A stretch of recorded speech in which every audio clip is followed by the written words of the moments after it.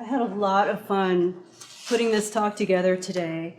Over the last week, I had a real privilege of interviewing a couple of people who've been at this a little bit. I've been at this game for quite a long time, over 20 years myself, and we always have mentors and we always have people who have been doing it longer and better or in deeper areas. And shamanism is an extremely broad field. So I had the privilege of interviewing some other people who've been doing it for a little bit longer, so to kind of check my ideas against what some of these other people are, what they think about this topic. And they were happy to contribute, and I found a lot of convergence. So that was also really wonderful to experience. What we're going to do today is, I think I covered this in the email invitation actually. What is shamanism? Just so we're all on the same page about that. There's a lot of people who don't really know what that means, and there's really a lot of different types of shamans, depending on the culture they come from. And obviously, talking about the perspective on addiction and mental illness, we'll go into some of the shamans' toolkits and the protocols we use, and we'll also talk about how shamanism and shamanic techniques and protocols can interface with the counseling role, because there's a really, really good collaboration there. So in traditional times, before white people really came around that much, the shamanic role was very common in all indigenous tribes, all indigenous societies around the world. So this is not just where you might think it might be Native American or natives in South America. It's really all over the world. And there's a specific role for this. This is like the doctor of the community. This is what people, if they've got pretty much anything wrong with them, whether it's mental, emotional, physical, or spiritual, they will go to the fix-it person in their community, which is the shaman. So there's a community context for the clients in this case. They know everybody in the community knows what's up with them, they know how the community is influencing them.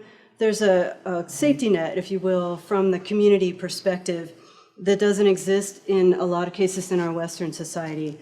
And the role is understood. Everybody knows why you'd want to go to, like when you've got something that ails you that the shaman can fix. In our society, we don't always know what the shaman works on and what they don't.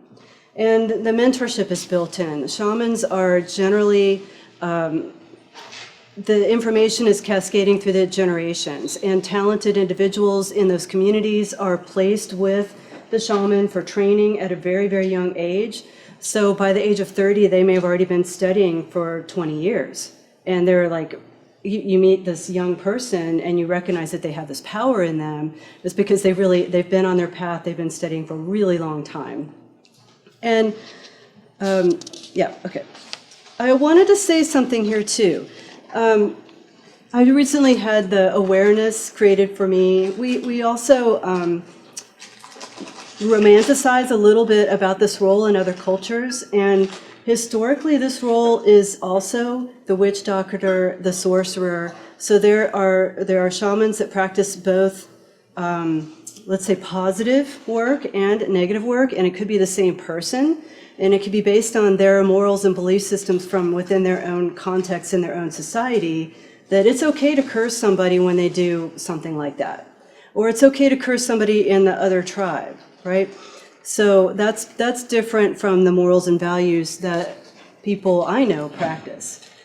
And so comparing I just said white shamans in the US, I'm so aware of my whiteness in this role.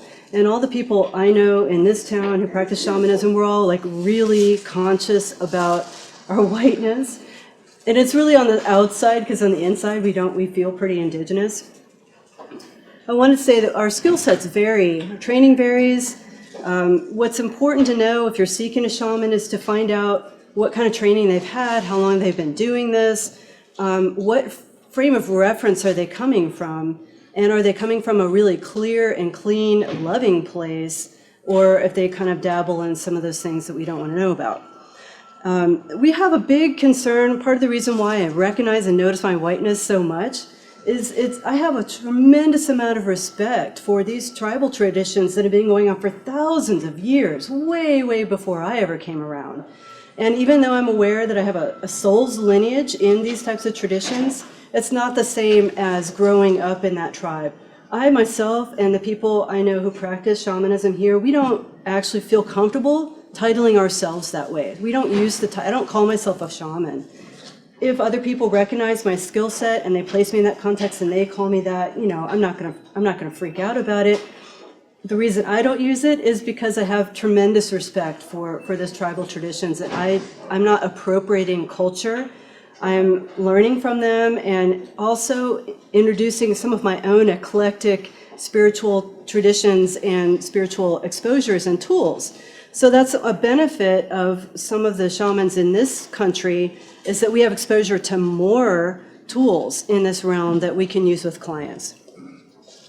And I think I want to put this last little message on here. Sometimes people think of shamanism as like that cute little, oh, that's kind of cute. Wow, you do shamanic stuff, and people get really curious and they think it's kind of cute and funny. For us, it's serious business. It's actually real. Like, we spend as much time thinking about our career as anybody else in this country thinks about their career. I feel like I'm on the MD track, and it's in the energy world. I do psychic surgery. I study about psychic surgery. It's serious business to me. All right, so I want to go in, talk about how shamans perceive the term addiction, right? I'm in a recovery center.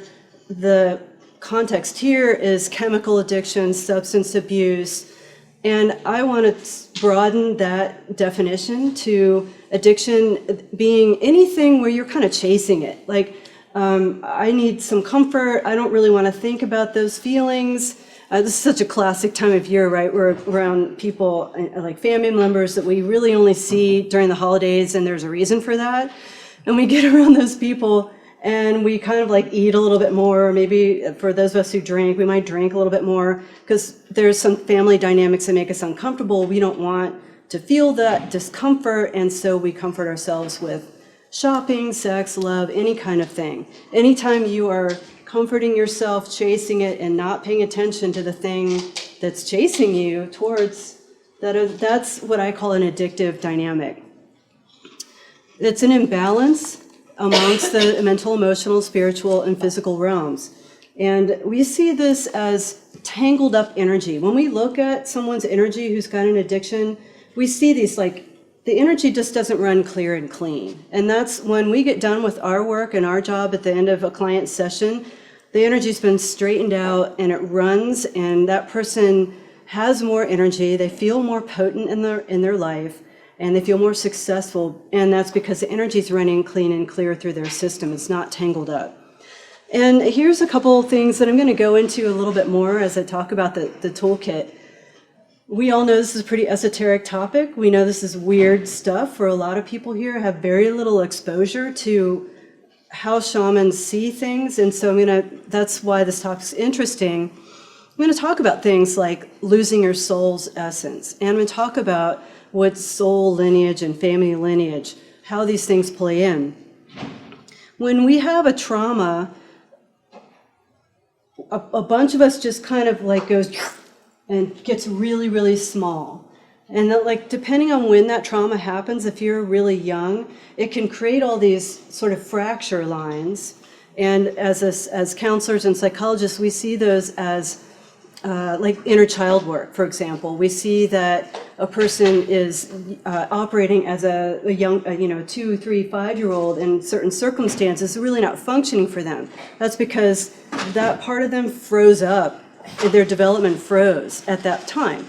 We see that in an energetic perspective, where the energy got bound up in the physical, emotional, and spiritual aspects in that time period, and now that energy is not accessible to them. So in the same way that counselors do inner child work to grow up that inner child, get them comfortable being in the adult world, we follow a very similar trajectory, we just do it in a little bit different way. There's some genetics related to family lineage that might result in addictions. A family that's been addicted to things, adult children of alcoholics, all that stuff snowballs into the present day person sitting in front of you. And I think people can kind of understand that from a genetic perspective. There are other aspects of family lineage that can carry into the person from a spiritual perspective that we also look at sometimes. And then we see things at a soul level too. Souls having repeated lifetime experiences. I'm having maybe different angles of the same experience. And then sometimes the soul has really completed those lessons and they haven't really moved on. And in this time, right now, we can say bye-bye to all those lessons. And sometimes that's when you get like a huge bump when you unravel things at the soul level. All right.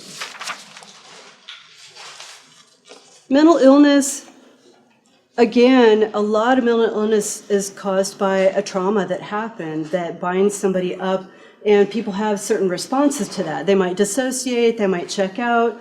That's another type of soul loss. So a lot of mental illness can actually be corrected in shamanic practices, and I'll go into this later. This is another great area where the shamans and counselors can partner. And then spiritual attack, another thing we don't really like to think about. So in the traditional Western perspective, there is nothing that's, beings don't exist, spirits don't exist, those energies don't bombard me and hurt me. I beg to differ, and Carrie does too. These things happen all the time. There is an unseen world that can influence us to greater or lesser degrees depending on how sensitive we are. People that have what we might call, what are traditionally called mental illnesses, so they hear voices, they hear things from a spirit mediumship perspective, and that's one of my toolkits, is they have like these open gates in them where the spirits just kind of come through, and they are person A in 1 minute, and then something triggers them, the spirit comes in, and then now they're person B. And so that's a shamanic perspective on something like psychosis. And then you got folks who have like really profound psychic skills and abilities, and they're highly, highly empathic, highly, highly sensitive.